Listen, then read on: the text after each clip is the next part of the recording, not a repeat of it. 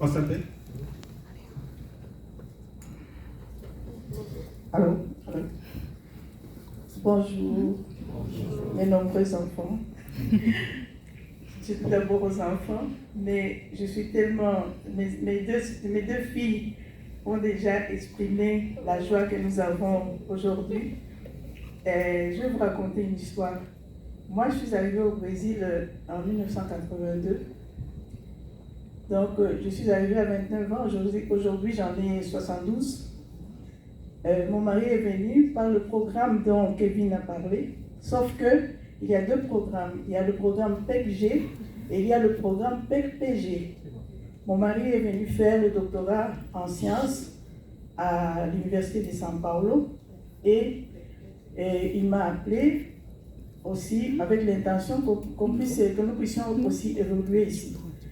C'est pour ça que hier, je me suis permise à couper les barrières. Je me suis adressée aux deux ministres parce que j'ai dit qu'il y avait des particularités. Je peux pas, moi je suis une mère. Je ne peux pas laisser l'opportunité aux enfants de parler pour vous parler longuement ici. Mais je voudrais bien, si on n'a pas le temps maintenant, même sur le plan, on peut se parler par le mythe et tout ça, j'ai des grands rapports à vous donner au sujet que tous ces enfants ont exposé ici. Je suis docteur en études de la traduction. Je suis licenciée en administration entrepreneuriat. Je suis spécialiste en gestion stratégique de la communication.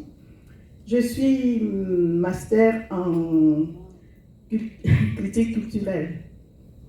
Actuellement, quand mon mari a 82 ans, nous avons 10 ans de différence, il s'est excusé. Il m'a demandé de vous présenter ses compliments. Il ne pouvait pas venir parce qu'il donnait cours hier. Et nous devrions arriver ici hier. Il devait donner cours à Santa Catarina hier. C'est pour ça qu'il n'est pas venu, je suis venue seule. Alors, tout ce qu'ils ont dit, moi je sais, j'ai suivi tout ça. Parce que je suis aussi ambassadrice universelle de la paix. Parce que le programme PEC-G a commencé à grandir, comme il a dit, en 2008. Un jour, j'étais à Bahia, où j'habitais à l'époque. On m'appelle de l'aéroport, me dire Mouewa, il y a beaucoup d'enfants ici, beaucoup de jeunes ici, avec des choses très chères, des appareils de téléphone et tout ça. Ils disent qu'ils sont venus étudier, une centaine. On ne sait pas, on n'arrive pas à voir l'ambassade.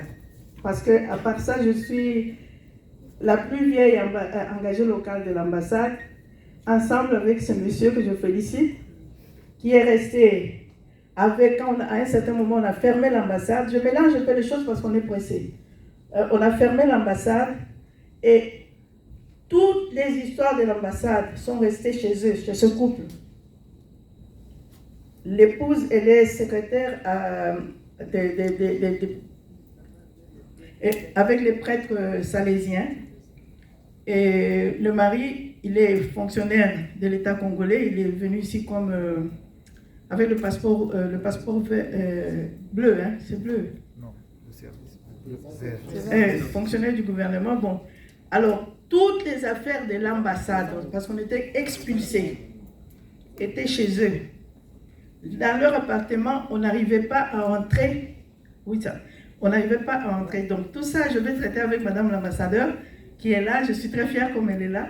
Mais ce que je voulais demander à Madame, à la chef de la diplomatie congolaise, je voudrais d'abord lui dire que c'est la première fois que nous recevons la responsable de la diplomatie congolaise à Brasilia. Depuis l'ouverture de l'ambassade, je le dis avec fierté, avec sûreté, parce que j'ai travaillé à l'ambassade pendant 15 ans. Et nous voudrions lui présenter nos dossiers. Et ce n'est pas ici en public qu'on va lui présenter ces dossiers-là. C'est pour ça que je demande même 2 minutes pour seulement qu'on puisse lui donner ces dossiers. À la ministre de la Culture, je dois lui dire que je suis chanteuse, compositrice et danseuse. Je me présente avec mes enfants qui sont brésiliens. Et à cela aussi, on va peut-être avoir une réunion, même par mythe et tout ça.